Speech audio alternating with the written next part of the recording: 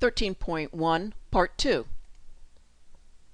A trace of a surface is the set of points at which the surface intersects a plane that is parallel to one of the coordinate planes.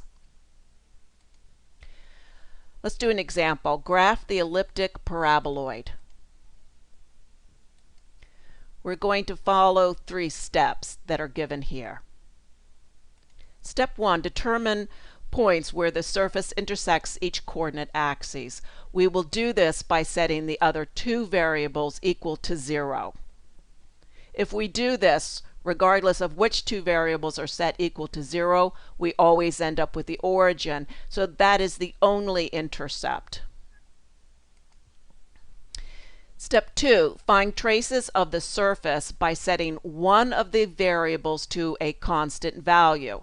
We have 3 variables to consider. Let's first look at z. Z has to be either 0 or positive. If z is 0, we end up with the origin again. So let's assume that z is positive, and we get an ellipse. Now let's set x equal to a value. We can choose any x value, but I'm going to choose x being 0. If we set x equal to 0, we get a parabola. Doing the same thing with y, we also get a parabola. And these are our 3 traces with the paraboloid showing as well. New example. Let's graph the hyperbolic paraboloid. First, we'll look at z. Z can be 0, positive, or negative. If z is 0, we have 2 lines that intersect at the origin. If z is positive, we have a hyperbola with axes parallel to the x-axis. And if z is negative, we have a hyperbola with the axes parallel to the y-axis. Very interesting surface. Let's now work on traces where we set x equal to a value. For all values x naught, the trace is a parabola pointing down.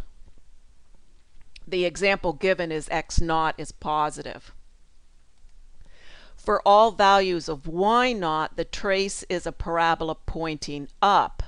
So if parabola is pointing down, parabola is pointing up. We have hyperbolas with this axis, hyperbolas with that axis. Let's put it all together. We get one of my favorite surfaces.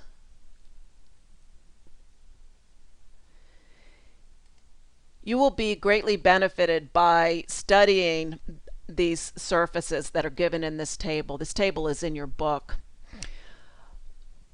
On this page we have an ellipsoid, an elliptic paraboloid, and a hyperboloid of one sheet.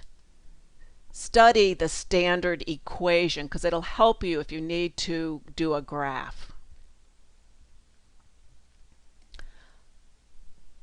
Another 3 graphs that you should look at are these.